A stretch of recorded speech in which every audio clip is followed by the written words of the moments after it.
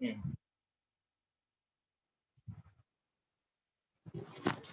Good morning, everyone. I am 19 BCT 0236 PVS Rohit. Hi, 19 BCT 0091 PVS Sandeep.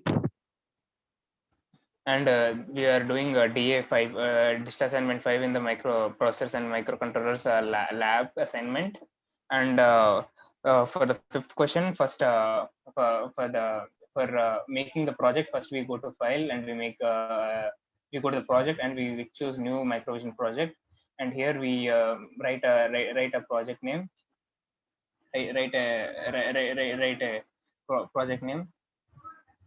Uh, uh, After we make the project name, we click the save, and we click and we in this we scroll down to uh, we scroll down to npx, and under npx we scroll down till we find lpc 2 forward, and under until we scroll until we get lpc 2148, and we click ok. We do not choose the startup, we do not choose the startup. Now this is a way to this is the way to make the project. Now to add a file, to make a file, we open and we choose a file, we choose our file. In case for our case we have already made a file, so we directly to open the file into the we directly open the file. The first question for our in the fifth DA is addition of two numbers. We open that file and we have already typed the code. So now we must we have, since we have already typed the code, we should begin the explanation.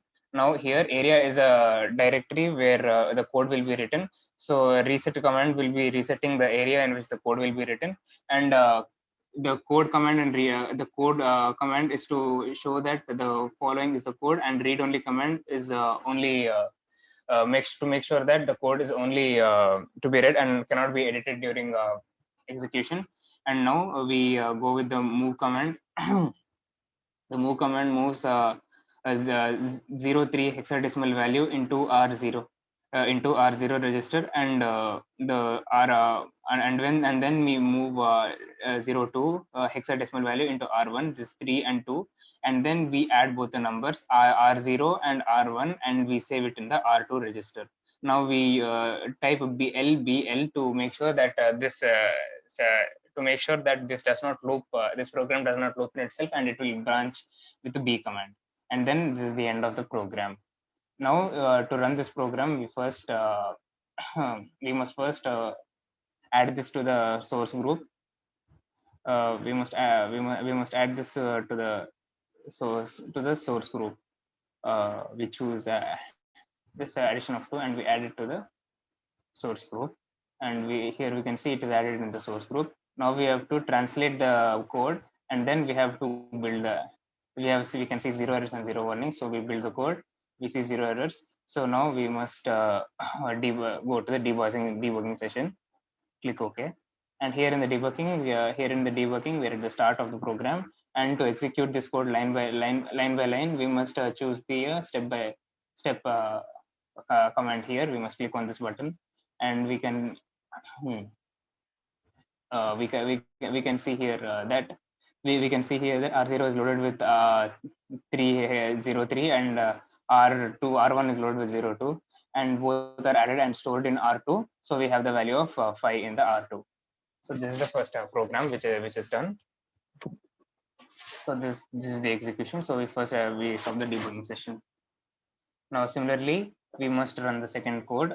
So we open the second question. For the second question, it is swapping two numbers. So it is swapping two numbers. So we open the file and we close this and we remove this from the source group. We do not need this. Now for swapping the file, we again the same starting command. We type the area directory to be reset and the code to be read only. And now we load 3 into our R0 register, and we load 5 into R1 register, and then we load 0 into R2 register. R2 is used as a temporary space to swap the two numbers. So we're swapping numbers between R0 and R1. So we must first load whatever is there in R0 into the temporary register, which is the R2 register. After we load that, after that we must load we must swap R0 and R1. So we load R1's value into R0. So R1's value will be loaded into R0. Now we use the whatever value stored in temporary, that is in R2, we will be loaded to the R1 using move command. And then with this we end the code. And now for running this again, we must add this we must add this to the source group. So it is swap.asm. So we add it to the source group, and then so we translate 0 errors and 0 warnings, and then we build the code. So we have only 2 warnings here. So we must we can begin the debugging session. So in the debugging session, we can run this code line by line. So first line, it will be loading 3 into R0 register, and next line will be loading 5 into R1 register, and after this we'll be loading 0 into R2, which is loaded. So now we move now we must move whatever value is there in R0 to R2, which we can see here. And after that we can we go to the next line.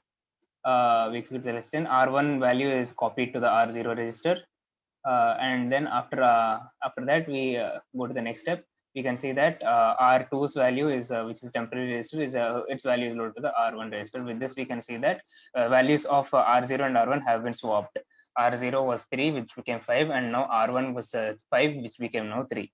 This is the end of the code. We can stop the debugging session. Now we must open another. We can go to the next question, which is once complementing. Which is once complementing of a given number. So we can close this file, and we can remove this file from source group. Click yes. And now we can again, the starting, both starting commands are same.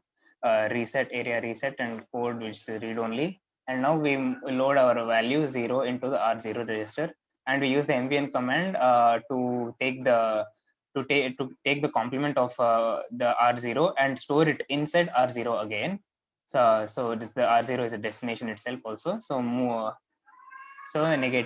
move negation. So move negation is mvn. So now R0 value is taken and negated, which is once complemented, and then move to the R0.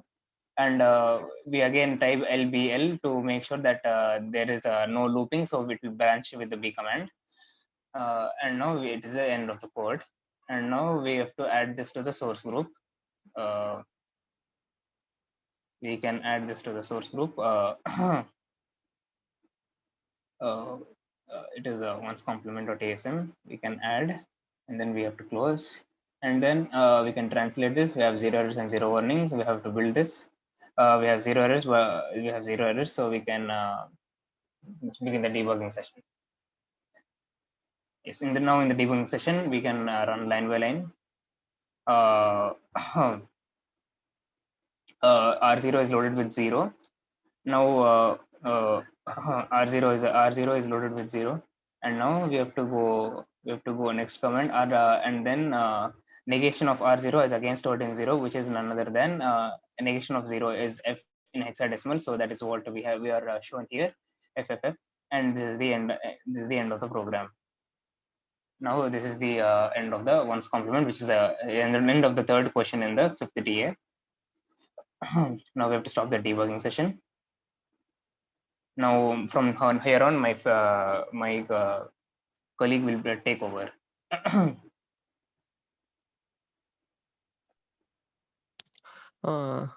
Now I will explain the program to get 2 complements of the value.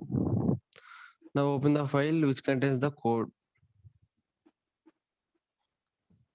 In the code, area is a directive which helps in the specifying the region where the code has to be stored. Here it is a reset. There are 2 options as well. First, value to be complemented, and invert the value and will store it on R0. After adding 1 to one's complemented result, we will fetch the two complemented result. And looping BL can also be used. Now we execute the program. We go to the source group and do right click and add code to the source group. Then we build the code. So we can see no errors. And start do debugging process.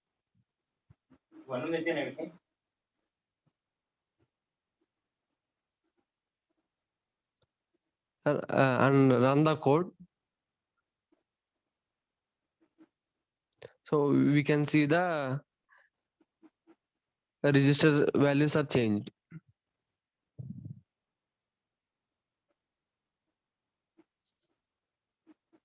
So this is the end of the program. Now I will explain the program to find the greatest of two numbers. So we open the file which contains the code.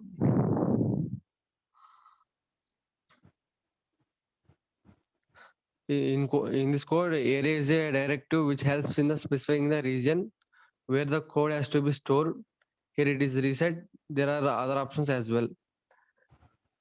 First, moving the first value and moving the second value to be compared with the first one.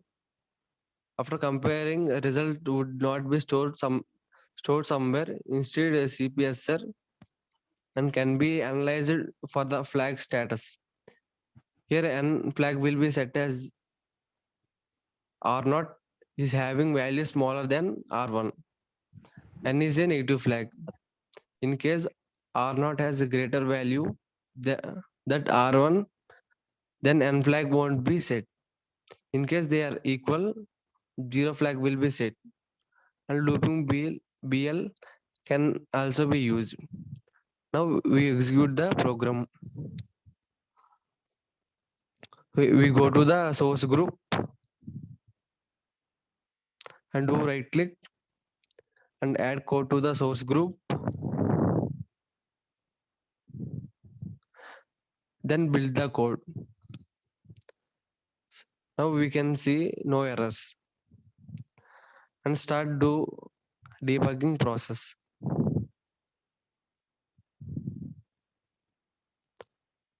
After that, run the code. Now we can see the register values are changed.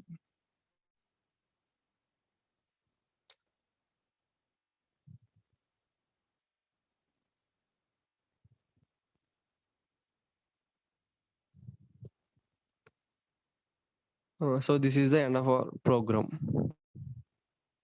Thank you.